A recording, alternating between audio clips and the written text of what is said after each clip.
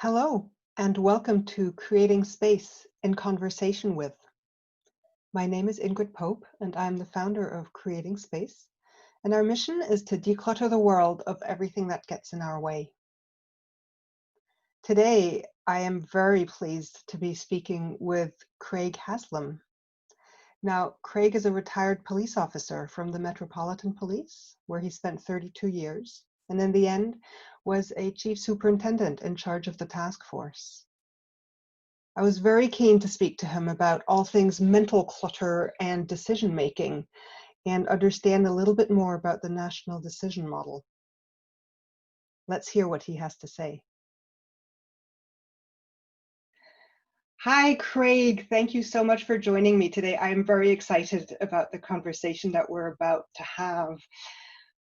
The reason why I was really keen to speak with you is because I think nowadays a lot of us struggle with simply the amount of data and information that we're surrounded with all the time, and that seem to make decision making particularly complex and complicated in terms of filtering out what's useful, what's not useful.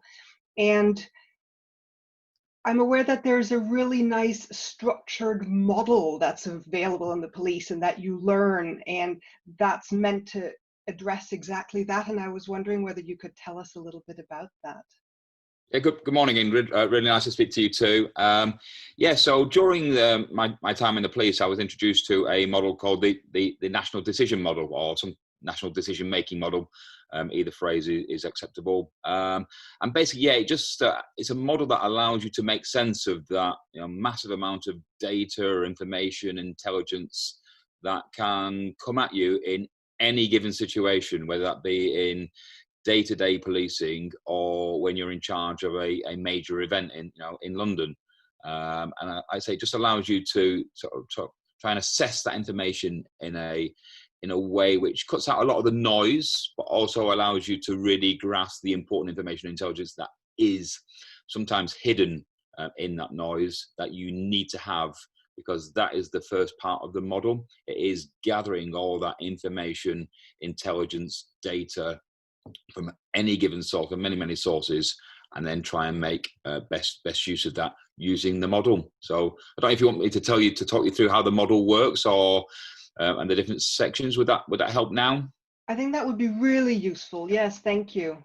Okay, so once you've got all that information and intelligence, then I said you've got to assess what that information means in terms of, is it a threat? Is it an opportunity?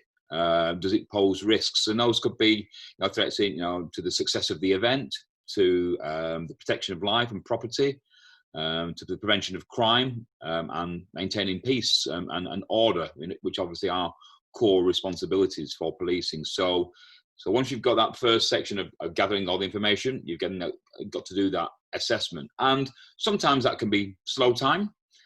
Sometimes that can be an incredibly pressurized situation where you have got to make some immediate decisions. So once you've assessed the threats and the opportunities and the risks and everything associated with that information, you then move to the next stage, sort of the third stage of the National Decision Model, which is consider what powers and law and legislation that you have to be able to use that. So you may have some information coming in that you've got I put it into a policing context, that you've got a crowd of 100 people who may be armed with knives and other weapons coming towards a location that you're holding an event in. So obviously you assess that information, and there is obvious threats there to people's lives and to damage to property, and obviously criminality taking place and violence happening. So once you've assessed that, then you've got to think, okay, what powers then and what law have I got to be able to deal with this information? And some legislation, you may well think, actually, I want to stop these people before they get anywhere near my event. So you then have to say, well, what powers? Because you can't just stop somebody for no good reason. So you think of what your powers might be. So something like that, you will probably fall back onto the Criminal Law Act, Section 3 of the Criminal Law Act, which allows you to stop people and use force in order to prevent crime. So you would say that I think this group of 100 people are going to cause damage, harm, and injury. So therefore, I'm going to get the police to stop that group of people before they come. And the powers that they're going to use is Section 3 of the Criminal Law Act in order to make that happen. So, but there may be other ways of doing it. You may decide that you're not going to hold them. You're going to allow that group to come forward. So this is where you move into the next stage, is you identify those options. So is your option to stop them? And if so, what powers have you got? Or are you going to allow them to come forward because the information and intelligence isn't coming from a great source? We know that this group have been around all afternoon and haven't caused any particular problems. And some people might on social media might be just firing up a bit of fake news, believe it or not, which happens out there. So again, you've got to assess that. I know, believe it or not. So you might then decide actually, you're not going to do that. You're going to allow people to come forward because this other group, may have legitimate needs. There may be no intelligence to suggest they've got any ulterior motive to cause crime. So again, you identify the options that are available to you, because there's never just one answer. There's never just one route to go down. But then, so that having got all your options open to you and available to you, then ultimately you've got to make a decision, which is the national decision. So you've got to take some action, because what you can't do is just allow things just to nothing to happen in terms of this group coming towards this other group. So you've got to take some sort of action. So if you take the action then that actually I am going to stop this group at least half a mile away from my event, and the police are going to intervene and take and stop them coming anywhere near. And then you review the consequences of that. So it may well be that once the police officers have spoken to them, actually they may have been searched because there was some grounds to believe that they had weapons. There was nothing on them. They are a good-natured crowd. There's no information or any suggestion that they're going to cause any problems. So we let them go on their way, and actually then we let them move towards your event. So again, you review the consequences of the decisions and the actions that you've taken.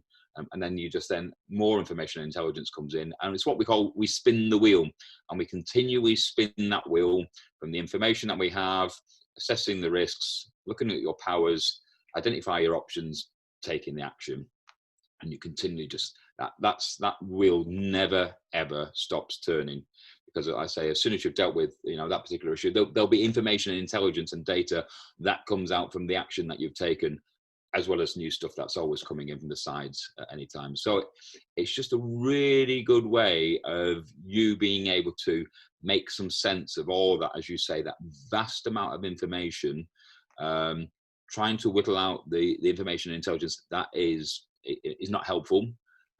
Use the information and intelligence that is, and we believe is sound in its sources. And then you just keep going around that wheel continually, and at the center of that wheel, the hub of that wheel, is our values and our code of ethics. So in the Metropolitan Police Service, we would always make sure that when we're taking those decisions and going through that decision making process, we would come back to our values of integrity. So are we acting with integrity and honesty? So that, would come very much into that piece around your legislation piece, so is what we're doing, is it based on sound legislation, sound law? It is legal, and therefore we are acting with integrity in the way in which we're doing it.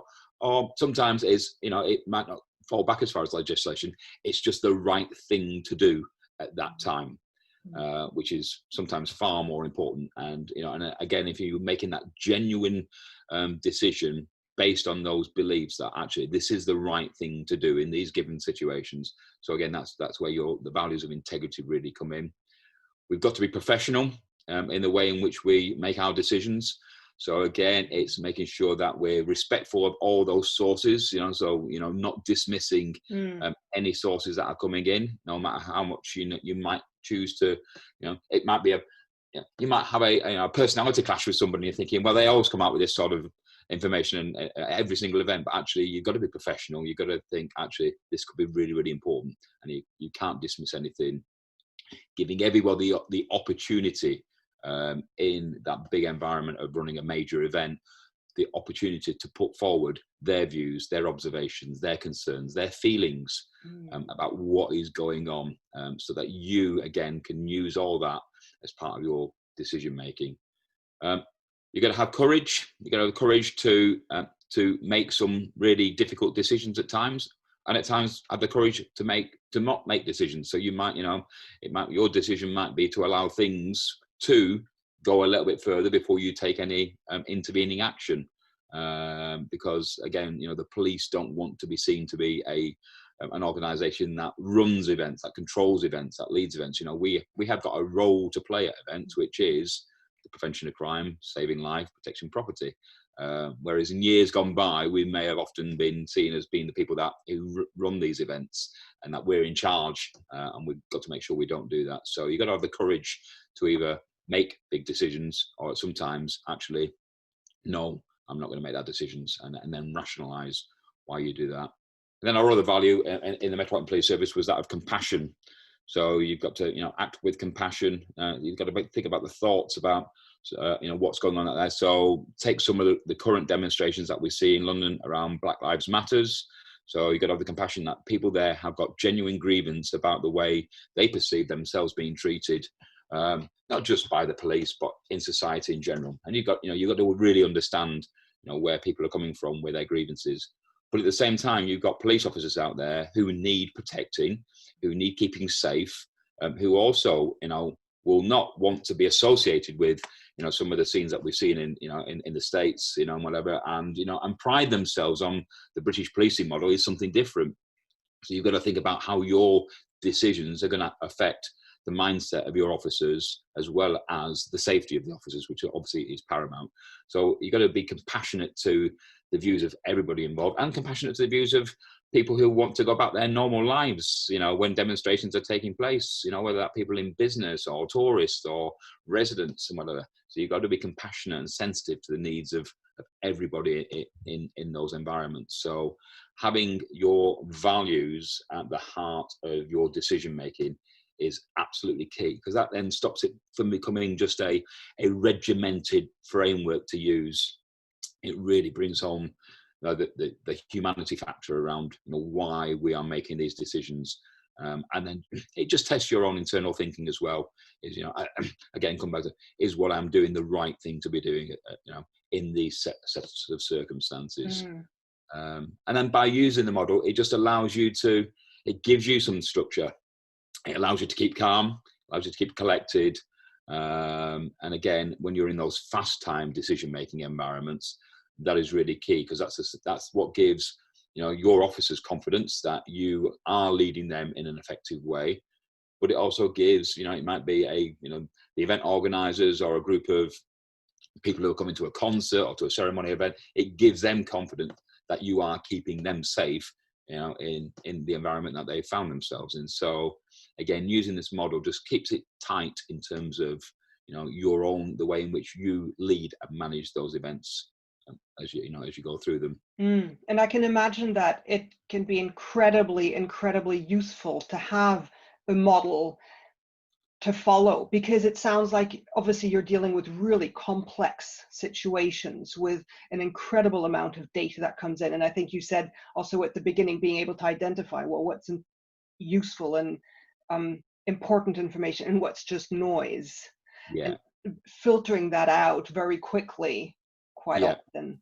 Yeah, because if you went straight from the gathering of information to making a decision, then the likelihood is that you're going to be making some ill-informed and sometimes bad decisions, which will have major consequences on a variety of different people. And ultimately, in the police service, you are accountable for all your actions.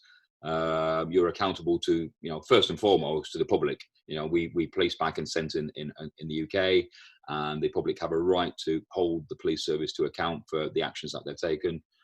We have, an accountability to the officers who we lead, to understand, so they can understand why we are making their decisions. Because on the front line, they will at times get incredibly frustrated by the decisions that you are making. So if there is some rationale around the decisions, you can explain that when you hold yourselves to account to the officers. As well as obviously the accountability in the courts. Ultimately, you will be, taken into the courtroom and asked to account for the decisions that you made many years back, which is why recording all your decisions, using that national decision model, is incredibly important. So we've got a written record of, what the information was, the process that you went through to assess that information, what was your legal framework to take the action that you ultimately did, and what were you thinking at the time, and what were your options, and then why did you go for the option that you did. So again, it just allows you to stop going from, there's the information, so I'll make a knee-jerk decision. You really do go through that, and actually a lot of the time you will do that subconsciously so quickly.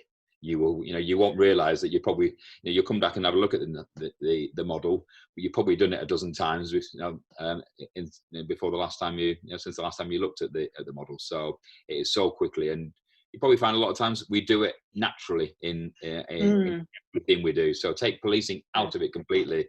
We probably use it every time, every time we drive a car, or every time we go out into especially at the moment, we're going into some high risk areas sometimes with the COVID-19 virus, and you'll be looking, okay, so what are the risks out there to me from going out at the moment? Because I'm being told by the government, I'm being told locally that X number of people are being tested and X number of people are dying. That's all the information you're taking in, and the government are giving you various information, options about what to do. So you've got to try and assess all that data, which is incredibly complicated.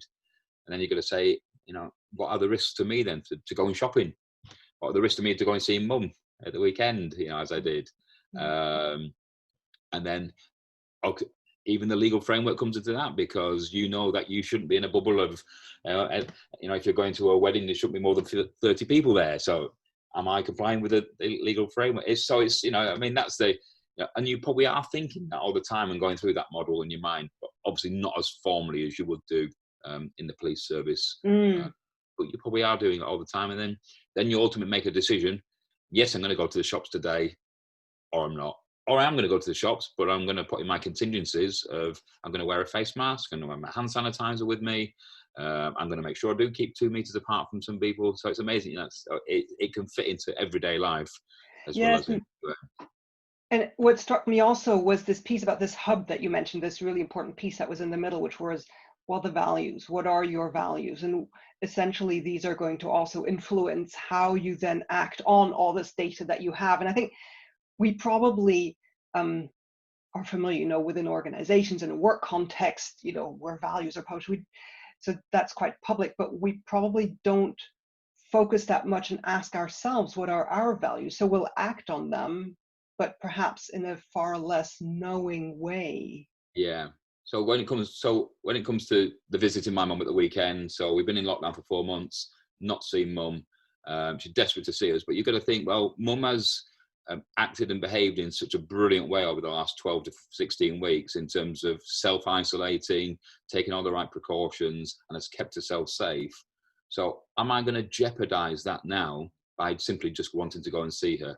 So you've got to really take a step back and thinking, really want to see her, this is what I want to do, but what dangers and risks does this pose to mum? She's done so well for so long. Is that going to be jeopardized through a weekend of us just getting together? And you've really, really got to do some soul searching and dig deep into your heart and ask yourself, is this the right thing to do? And again, we just decided that we weren't going to stay over, and we weren't going to go into the house. We were going to socialize in the garden, in the outside air. We were going to keep 2 meters apart. So there was a compromise to be had there. But even when the lockdown started to release 2 or 3 weeks ago and whatever, there was the option to go then, but we just said no, it's not the right time yet, so we left it another 2 or 3 weeks. So again, it's part of that model, which you might not think about it is, but you're just gathering all that information, you're weighing up the threats and the opportunities and what's good and whatever, but you're sinking back into the middle. Is this the right thing to do? And 3 weeks ago our values told us no, it wasn't. But this weekend was different, so and we did it, and we had a success, so it was great, it was superb. So and that's hopefully how it works in the policing environment. You do it properly, you go through the process, you really dig deep inside and ask yourself, is this the right thing to do? Are we doing it right? Are we applying our values and our ethics and whatever? And by and large, 99% of the time, you'll walk away from the event, which has been incredibly successful because you've led and managed it in a way which is ethical, it's values-based, and it's followed a structure which allows you to assess all the information intelligence and make decisions in a rational way. Mm. Thank you so much for taking the time today, Craig. That was really, really interesting. I certainly take away a number of things for myself. Yeah, loads of points that we could delve into if we had 5 hours. Yeah. But as a really quick whistle-stop tour of a decision-making model, Yeah. thank you so, so much. You're very welcome, Ingrid. Thanks. Take care. So didn't Craig make it sound so easy? This spinning of that wheel, this taking in this vast, vast clutter of data and noise, including feelings and thoughts about a situation. Now, Craig uses this great skill set in his new role as Toastmaster and Master of Ceremony. And I think that we can all take something away for ourselves, because I feel that quite often we tend to go from data gathering to decision making and taking action, and perhaps not going through those intermediate steps, which are actually assessing that data and identifying threats and opportunities, and more importantly, also identifying options. We often skip that step because there are often many options that we can't quite see. But of course, at the core of everything are our values. So what are your personal values? Are you even aware of them?